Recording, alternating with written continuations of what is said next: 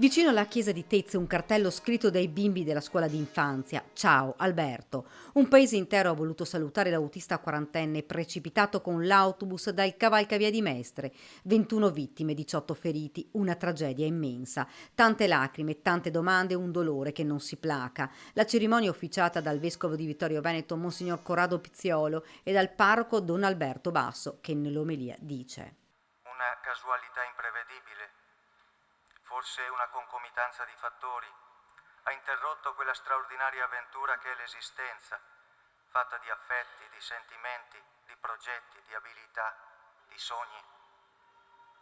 Un trauma moltiplicato 21 volte, che pesa e quasi toglie il respiro. Poi il pensiero d'Alberto, amato, stimato, sempre sorridente, appassionato del suo lavoro. Alberto era una persona responsabile, prudente, appassionata del suo lavoro, premurosa verso il prossimo,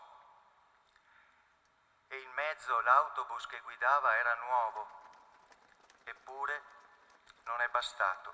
Un abbraccio immenso, i cittadini si sono stretti alla mamma Mariella, al papà Luigi e al fratello Giulio, così come gli amici ed i colleghi del quarantenne che sono arrivati davanti alla chiesa a bordo di un bus, davanti la foto dello sfortunato autista.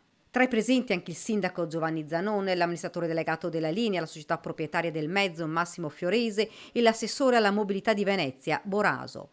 Le spiegazioni tecniche, mediche e scientifiche, ha detto nell'omelia Don Basso, non possono spiegare l'avventura dell'esistenza. Noi contiamo sulle nostre capacità di controllo, ma la vita ci può venire tolta in un secondo.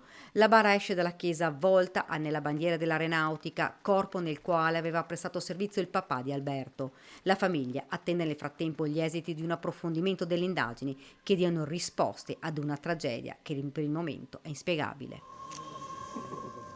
Il saluto degli amici. Ti vogliamo bene Albi, da sempre e per sempre.